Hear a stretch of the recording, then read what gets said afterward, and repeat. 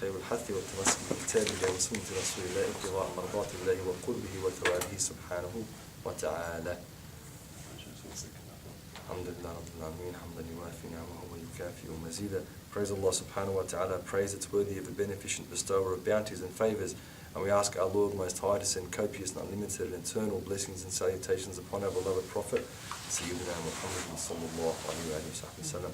And we acknowledge the land in which we live on is Aboriginal land, always has and always will be. And we pay our respects to the elders past and present. So the Imam goes on from where we continued from when we finished last week. رضي الله عنه وعنكم نفعنا به وبكم واعلم أن حقوق المسلم على المسلم كثيرة فإذا أراد القيام بها على وجهها فعامل المسلمين في غيبتهم وحضورهم بما فعامل المسلمين في غيبتهم وحضورهم بما تحب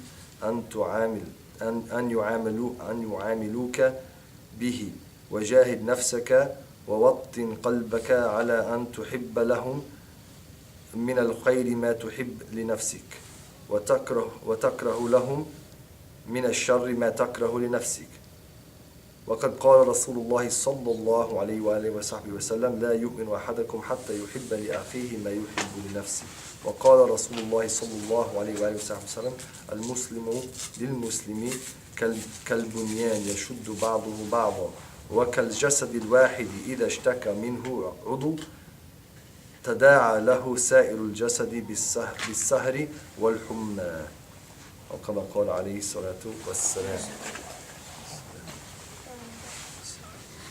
So if we look at the English translation of it, we're on page 103, right in the middle.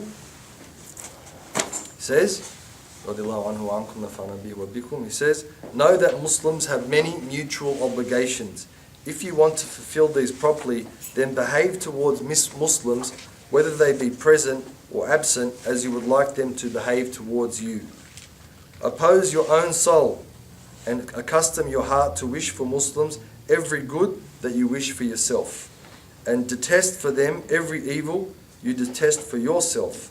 The Messenger of Allah sallallahu alayhi wa sallam has said, none of you has believed until he loves for his brother that which he loves for himself. And Muslims are to one another as one building, each part of which supports the others, and as one body, which when one of its organs suffers, the rest of the body suffers with it.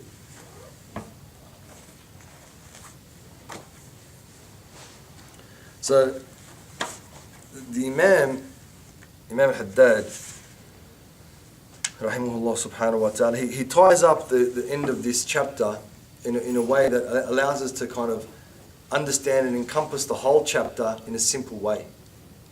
So what he basically says is that the rights of a Muslim upon a Muslim, as a hadith that says, the rights of a Muslim upon a Muslim are five: to visit him when he's sick, if he passes away, to follow in the janazah, is a atasa shammatu, if the person sneezes, say rahimahullah, and they say alhamdulillah, say rahimahullah subhanahu wa ta'ala. So there's some of the things that the Prophet ﷺ has mentioned, but there are so many more. Things like, one thing that we don't consider is huquq al-tariq, the rights of the pathways. You see people, Muslims, brothers after Jummah, they're standing all over the footpath, 200 of them. Imagine a lady or an old lady or an old man or someone who's not a Muslim or whatever walking past. The intimidation factor of seeing 200 bearded, hairy men standing in the middle of the way trying to get past, whatever the case might be. So, huquq al-tariq is important, and huquq al-tariq is part of Sharia. It's part of what the Prophet ﷺ said. So, for example, the Muslim shouldn't, it's makruh to even pray in the path where people walk. It's makruh to urinate or to defecate the place where people walk, or in the shade of a shajra muthmira, in the shade of a tree that makes fruit. It's makruh. It's detested to do that, because if a tree that makes fruit, people are going to sit underneath it, and people are defecating, it's disgusting, it's filthy. So huquq al-tariq extends to things like driving one's vehicle. How many brothers are in jail because they're driving without a license? Why? Because they broke the law and they got caught once, twice, 3 times, lost their license. They needed to drive, they had to drive for whatever the case might be. They got caught again. It's It's part of the hurmat al-Muslim. Yeah, like Shar'an, if you drive without a license and you kill someone, you're liable for that person.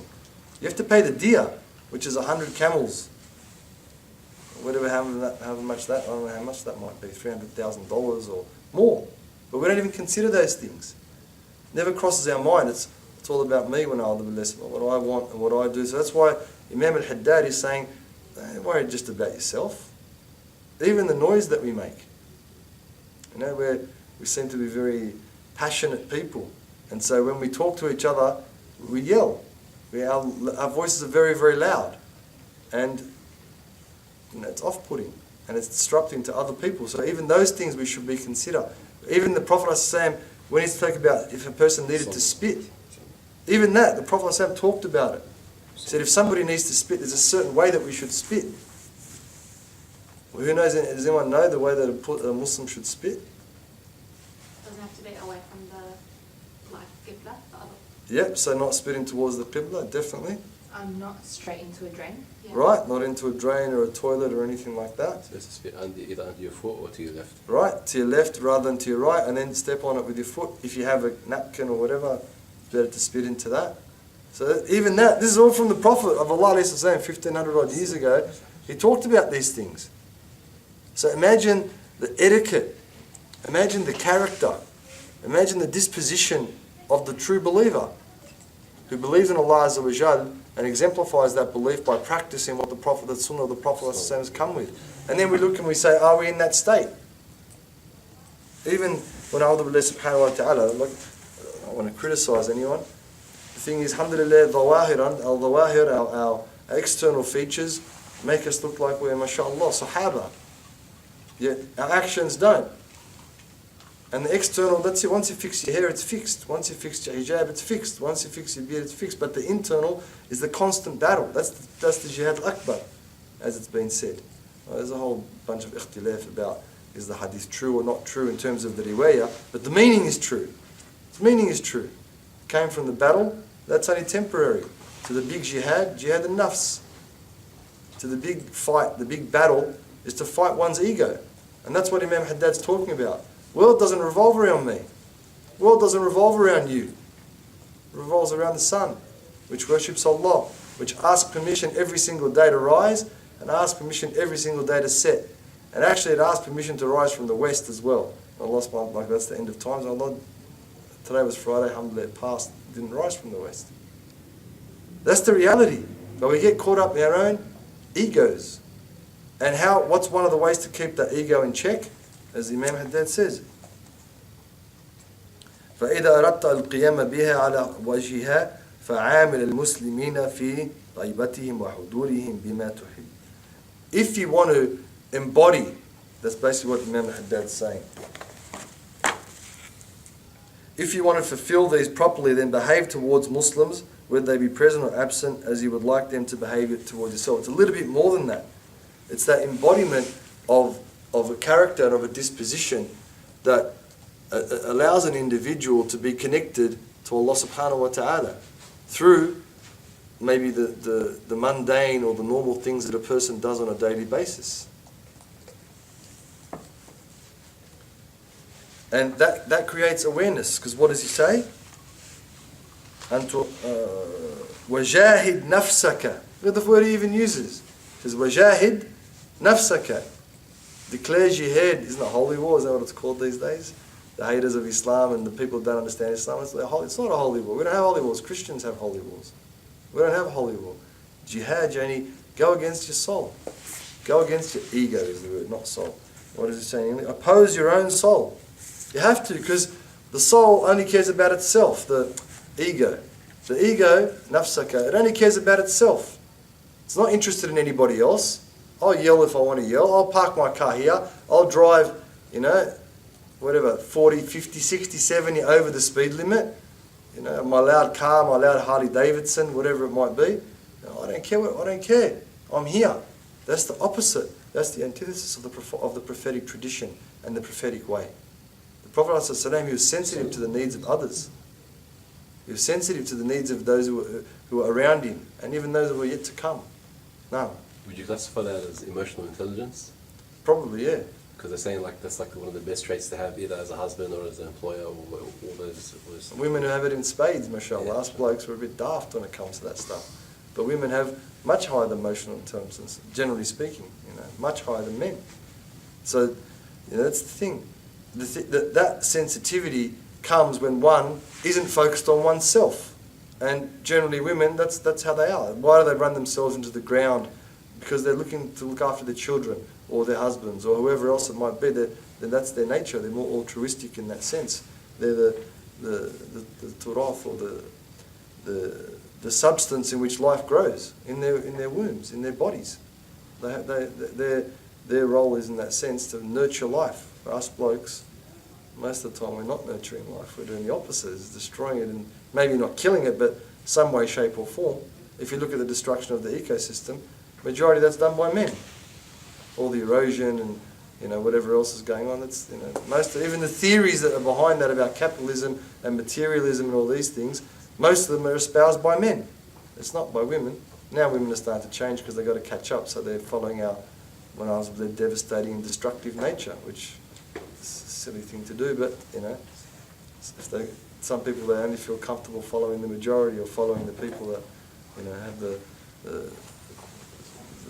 the greater say, so to speak, in terms of what goes on in the world.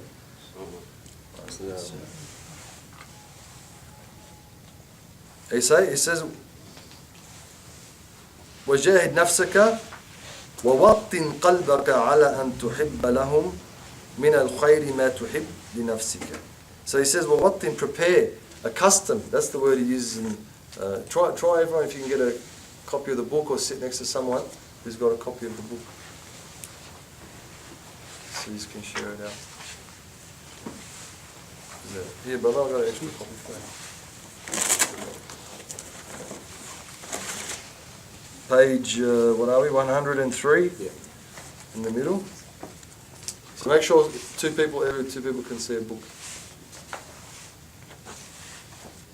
Alright, so he says, 103, oppose your own soul. And more, nafs is, okay, we can say it's soul, but ruh is more closer to the definition of soul. So oppose your ego. Don't let your ego get out of control. Because if a person's ego is out of control, who does it hurt the most? Themselves. Right? Themselves. They do things even they're not even happy with. And if they've got a bit of conscience, later on when they do something, they're not thinking, oh man, I wish I didn't do that. Some people don't. They just go through life, they're like a rhinoceros, or more of a hippo. Actually, hippos are more dangerous than rhinoceroses. Hippos just go and they don't stop. That's it. So there's going one way when a'udhu billah. Just one way. And whatever's in their way, whatever's in front of them, they're just bowling it over. When a'udhu billah subhanahu wa ta'ala. They never consider, they don't wake up till they die. Inshallah, Allah doesn't make us of those people. Inshallah, wake those people from their ghafla, from their neglect. He says, and accustom your heart to wish for Muslims every good that you wish for yourself. What did the Prophet say? أَخْوَفُ مَا أَخَافُ عَلَيْكُمْ الدُّنْيَا أَن تَنَافَسُوهَا. The Prophet of Allah, what did he say? Of all the things, the most fearful, all the things I fear for you, the most thing that I fear for you, that's us the believers, the Muslims, ad-dunya. And ad-dunya doesn't mean that just the earth. It means the things that are associated with this material life. That's money, that's position, that's power, that's popularity, that's all those things. أَخْوَفُ مَا أَخَافُ عَلَيْكُمْ. Not just the dunya, whatever. But what did he say, alayhi salam? أَن تَنَافَسُوهَا. To compete in the dunya. فَيَحْسُدْ بَعْضُكُمْ بَعْضًا. So one of them, because when there's a competition, resources are limited. There's not unlimited oil, there's not unlimited money, there's not unlimited gold, there's not unlimited anything in this world of the things that are connected directly to this world. And so what happens? People, they get jealous from one of each other. They get jealous, that's it. Oh, how come that person? Countries get jealous. What do you think colonialism is? Belgium in the Congo. Who's Belgium? What were they doing? Where'd they come from? They went to the Congo and raped the people and raped the land when al-Haddad. Because that's what everyone else in in Europe was doing. England was doing it, Italy was doing it, French were doing it, Germans were doing it. They're all doing it. The Dutch were doing it, the Portuguese were doing it. And so, little old Belgium came along and said, well, we'll do it too. Why not? Why should that country have more resources than us? And then what did he say? فَيَضْرُبُ رِقَابَ بَعْضُكُمْ بَعْضًا. That's what the Prophet said, alayhi salatu wasalam. Firstly, it's like, competition, right? Oh, I got more, I'm better than you, whatever, all these things. Then it turns into hasad, which is envy and rancor. And then in the end, what happens? People start killing each other over it. People start killing each other. And how come he's so popular? How come she's so liked by so many people? How come everyone likes her? People start killing each other over it. When أَخْوَفُ مَا أَخَافُ عَلَيْكُمْ is the competition. The competition of who's going to be in dunya. So what's Imam al-Haddad saying? He said, train your heart. Accustom is the word used here. Accustom your heart to wish for Muslims every good that you wish for yourself. What state would that individual be in? The individual that wishes good for everybody. Would they ever be depressed? Peace. Would they ever be anxious? Would they ever be upset? No, they want good for people. The only time they'd be upset and anxious and depressed is if bad befalls somebody. If something negative or an affliction affects somebody, then they'll be upset. But they'll love to see people driving a new car, new house, new job, new suit, new phone, new computer, whether it's not even computer, laptop or iPad or whatever it is. They're happy because they want to see the best for people. And even more, they'd be happy to see people iltizam fi din. The sister wasn't wearing hijab, now she's wearing hijab. The brother wasn't dressing appropriately, now he's dressing appropriately. The brother wasn't going to Jummah, now he's going to Jummah. The sister wasn't going to classes, now be happy for that person. They weren't learning how to read Qur'an, now they know how to read Qur'an. Be very happy. That's the state the believer should be in. That's the condition that the believer should constantly have. And he says, and detest for them every evil that you detest for yourself. And the reasoning comes. Messenger of Allah he said, none of you has believed until he or she loves for his or her brother that which, or sister, that which he or she loves for him or herself. Can't be a true believer. Because in a sense, believing is letting go as well. If I'm always worried about what this person is doing, and the conversation of people, how'd they get that new car? They must be a drug dealer, they must be a thief, they must be... What do you care how they got the new car? It's not your business, unless they stole it from you, alright. There's a different story. Then you have a right to be concerned. Other than that, what do you care where they got the car from? What's it your business? How does it concern you in any way, shape or form? It doesn't. So why concern yourself with it unnecessarily? Why let your mind think about it and your heart comprehend and ponder things that don't affect you? So what if he's got a new pair of Nikes? Big deal. So what if he's got a new pair of G-Star pants, jeans, whatever, jacket, whatever it might be? Let him wear it, good on him. Let him be happy. As long as it covers the aura and it's not revealing, what do you care? Be happy for that person. And the Prophet of Allah, he said, that's the sign of belief.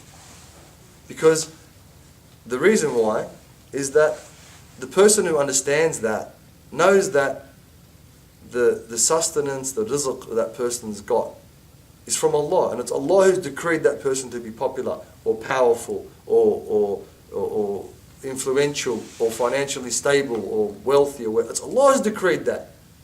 So the person who doesn't, the person who's got hasad, the person who's envious of another, doesn't want that favour to be on that person because they want it. And instead of thinking, well, Allah gave it to that person, they can give it to me, they're thinking, no, I want Allah to take it away from that person to give it to me. That's a lack of faith in Allah subhanahu wa ta'ala. So that's why. The person who wants good for people knows Allah, no one's more generous than Allah. He's the Razzaq subhanahu wa ta'ala. He's al-Mu'ti subhanahu wa ta'ala. He's al-Wahhab subhanahu wa ta'ala. He's the one who give to you, give to me, gave to everyone at one increase. If he made everyone a billionaire, right? If he made would it decrease anything from the treasures of Allah? Not even one thing. Even in the Qur'an it said that if it wasn't a fitna for the believers, He would have made Allah subhanahu wa ta'ala the roofs of the disbelievers out of gold. It's no thing for Allah. Not a problem for Allah subhanahu wa ta'ala. So the believer knows that. So he doesn't care what other people are getting, or she as the case might be. Doesn't care what they're wearing, how they dress, what car they're driving, what type of watch they have, what kind of phone, and other technical. And high-tech equipment they have. He says, and Muslims are to one another as one building, each part of which supports the others. Right? A building, if you take away that one wall, what's going to happen? It's going to collapse. Take away some of the struts in the roof. You're an engineer, tell us what's going to happen. Right on your head. Right, it's going to fall on your head. No love. Take away some of the foundation. It supports each other, it holds each other. And then as the wind blows and whatever else, one part pulls and supports the other part as as the winds or the rains or whatever's happening and the earth's moving, and the building stays up. Now they've got those fantastic buildings that are built on like rollers, so when the earthquake comes, it just shakes left and right and doesn't collapse. Every part of it has a part. That's how the believers are. Don't wish bad for your brother or sister because they got. Support them, help them get, as long as it's halal of course, whatever it is they need, support them. And then the other part of the hadith is, and as one body, when one of its organs suffers, the rest of the body suffers with it. So, both ways it works. And the Arabic's a little bit more. كالجسد الواحد إذا اشتكى منه عضو تداعى له سائر الجسد بالسهر والحمى. He says that if one part of the body, like someone stubs their toe, in other words, or someone breaks their leg or something, hurts themselves, they end up getting a headache. And sometimes people get fever. The fever is a defense mechanism for the body to fight off antibodies and send more beneficial cells and things to that area that needs to be repaired. That's the body, how it works. So the Muslims are the same. If someone is detrimented, if someone's hurt, then we're concerned about that. They closed Masjid al-Aqsa when Allah subhanahu wa ta'ala. Right? We should be concerned. We should be making dua. Hasbi Allah wa ni'mal wakil at the minimum. Ya Allah. Hasbi Allah wa ni'mal wakil, so that Allah subhanahu wa ta'ala opens it. It's us Muslims, it's not claimed for ourselves. It's open for everybody. It shouldn't be closed for all the, Isa alayhi salam was there, and the Jews have their connection to it, and we have our connection to it. And in the time of the Muslims, it was open. And the time of the Muslims, when the Muslims ruled Palestine and Jerusalem in particular, there wasn't one overbearing religion. They didn't say everyone has to be Muslim. There was and it's still called that. They're still there now. There's the Jewish quarter, there's the Christian quarter, there's the Muslim quarter. The Muslims ruled under Sharia, the Christians ruled under the biblical, the canon law, and the Jews ruled under the halakha and the other laws they have. It was fine. Muslims, the Khalifa didn't do what you have to do. He supported them in doing that. No one would block it because we're all common. We're all from the same. We believe in Isa, we believe in Musa, we believe in Sayyidina Rasulullah. But now it's only going one way with Allah subhanahu wa ta'ala. It's not good for anybody. How is it good for the Christians that the Jews, they control Jerusalem? Jesus spent more time there than Moses spent there. He was born there and he died there, as we believe.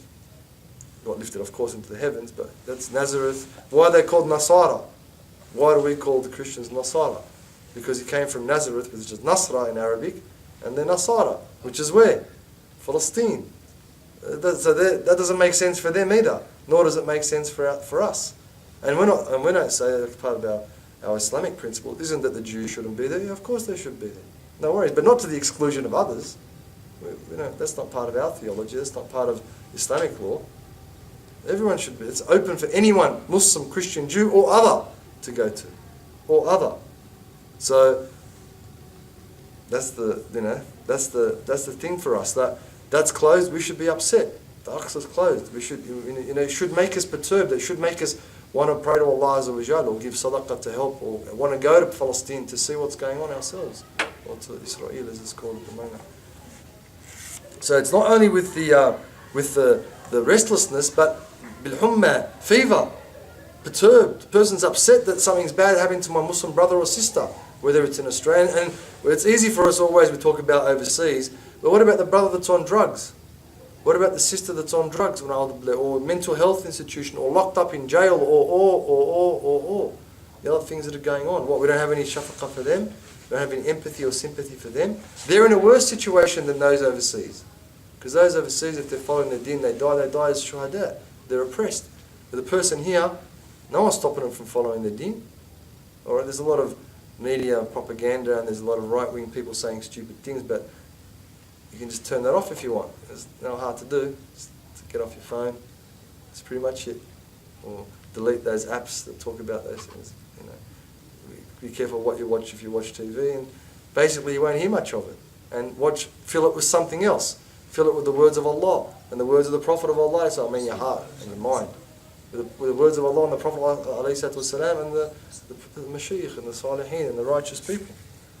And then he says, وقال يحيى بن معاذ رحمه الله سبحانه وتعالى إذا لم تستطيع أن تنفع المسلمين فلا تضرهم وإذا لم تستطيع أن تسرهم فلا تسؤهم وإن لم تستطيع أن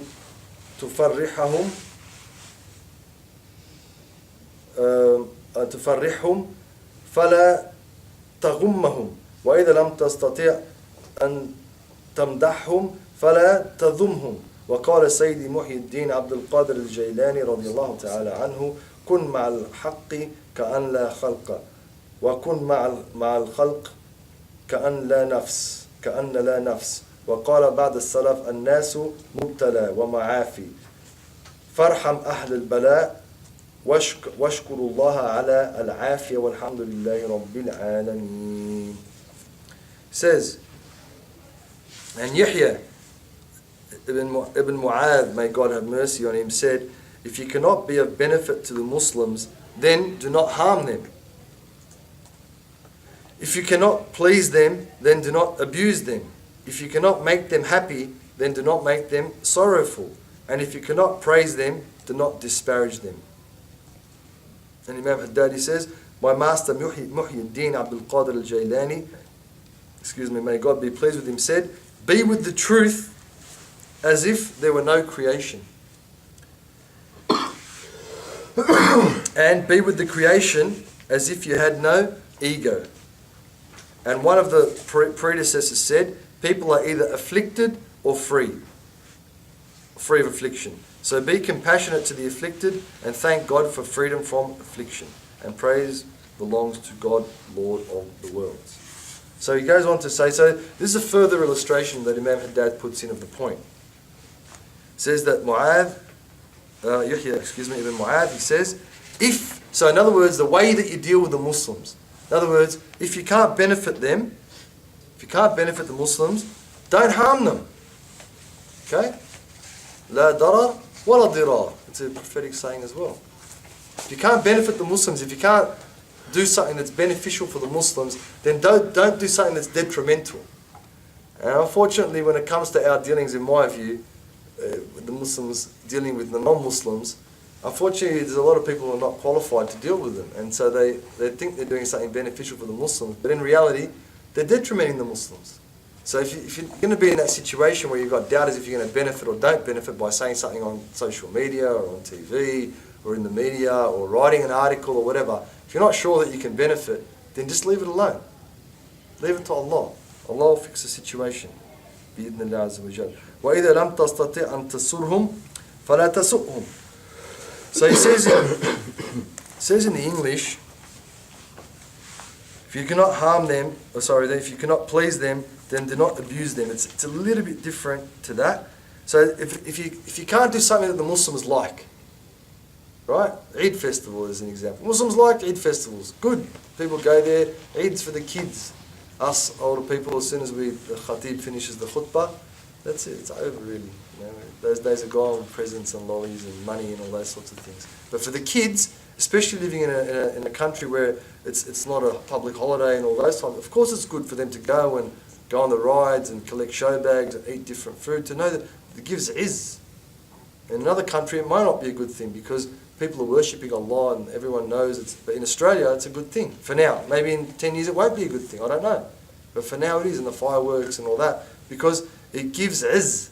It gives that nobility and that significance. So young kids in particular realise that, this Eid, there's something to it. So inshallah when they're older, they're fasting in Ramadan and they're aware why we have this Eid al-Adha. That it's about Hajj and it's about Ismail, Ishaq and Ibrahim and Hajar. So it's important. It's important for you to make a big deal about these things. So you can do something they like, do it. If you can't, don't do it. Don't do something that tasu'hum, they dislike. Or maybe you can even say upsets him, but then he uses different words for that. وَإِذَا لَمْ تَسْتَطِعْ أَن تُفَرِّحْهُمْ. If you can't do something that makes them happy, that makes them elated, that makes them delighted, it says, if you cannot make them happy, beautiful, then do not make them sorrowful. So if you can't do that, تَغُمُّهُمْ. So al-gham is to be covered in something, right? غَمَّهُ. And the ghaim as well, they talk about the sihab, the clouds. It makes it cloudy, it's grey. So don't do that to them. Don't put them in a situation, the Muslims, if you can't make them happy, then don't make them sad, basically. وَإِذْ لَمْ تَسْتَطِعْ أَن تَمْدَحْهُمْ فَلَا تَذُمْهُمْ. So if you can't say something good, if you can't commend them on something they've done, because maybe they're not deserving of being commended, as an example, then don't put them down. Don't do that to them. There's no need to abase them, or it's a good word to use, disparage. There's no need to disparage them. Leave them be. Unless you want to give a nasiha, and we spoke about nasiha a couple of weeks ago, and we said, a couple of lessons ago, and we said the nasiha, you can't think that you're better than someone if you're giving them advice or counsel. You have to be empathetic to their circumstances and situation. Otherwise, your counsel, your advice is not going to have any effect at all. And then he says, his master, in other words, his teacher, and the one he follows and emulates, is Abdul Qadir al-Jilani. He says, "Kun ma'al haqqi," that's Allah subhanahu wa ta'ala. Be with the truth, be with Allah as if there is no creation. In other words, when it comes to doing the right thing, don't worry about anything else. Just do what needs to be done. When you need that time with Allah subhanahu wa ta'ala, take that time and just be with Allah. Don't worry about any other creation. And it's a much deeper meaning than that. It's just an indication or an inclination of what it means. And then it says, "Kum ma'al khalqi ka'anna la nafs." And be with the creation. In particular, it's humankind, but also animals. You can't go around. It's haram to beat an animal. It's haram to overburden an animal, to make it work harder than it's supposed to. It's haram to deny an animal food or drink or shelter. It's haram. Haram. Straight out. Even when the slaughtering has, you've seen heaps of videos, I'm sure, how some Muslims, they slaughter. It's haram. You can't do that. No, you can't just go and slaughter animals and they see the blood in front of the other animals and they're all panicking. It's no good. They've got it right. So, when you're with creations, don't follow what you want to do. Follow what Allah wants you to do. Follow the prophetic example. Don't let your ego overcome you. Or you want to cuss someone, you want to tell them off. Maybe it's not the right thing to do. Just because you feel like doing it, I should have done that. Should have told him off. Yeah, but is it appropriate? And what were the reasons you were doing it? It was for intiqam and nafs, just to make yourself feel, I felt better after I told him off. Well, it's not acceptable. Allah won't accept that, even if it had a benefit. But was it for Allah? Was it for the benefit and purpose of Allah Azza wa Jal? All right, that's a different story. وقال بعض السلف الناس مبتلى ومعافي. So some of the pious predecessors, they said that people fall into two categories. Al-mubtala, and the word he uses, affliction. So some people are afflicted. In other words, they're in a difficult. Al-ibtila is a test from Allah, really. So it's death, it's sickness, it's poverty, it's illness, it's these types of things that, wars, natural disasters, these types of things are an affliction from Allah Azza wa Jal. And the other people are mu'afa. He says that, free of affliction. Al-mu'afa, al-afiyah, is that they're in comfort or in ease. So and then he says that, so be compassionate to the afflicted. We don't know anyone's situation. There's a classic saying that you can come to love anyone once you know their story. If you don't know the person's story, don't look down on them. Don't think bad of them. Be compassionate. Like the classic example when you're in the city or some places, you see there's people begging. You don't know what their circumstances are like. You don't know why they're in that situation. So even if you can't give them any money, at least don't feel in your heart, particularly towards Muslims, or some you see a Muslim who's not dressed in nice clothes or, label, whatever they call them, good label clothes or whatever, or shoes. Don't look down on them. You don't know their situation. You don't know their circumstances. You don't know how they got to that. And so that's one thing. And the other one is that if Allah's made things easy for you, then say Alhamdulillah Rabbil Alameen. Be thankful to Allah Azza wa Jal Because what does Allah subhanahu wa ta'ala say in the Qur'an? لَإِن شَكَرْتُمْ لَأَزِيدَنَّكُمْ. If you're grateful to Allah, then Allah says He'll increase you. Because that's where the blessings came from anyway. Sallallahu ala sayyidina Muhammadin wa ala alihi wa sallam. Any questions about any of those things? About anything else that's been going on? No?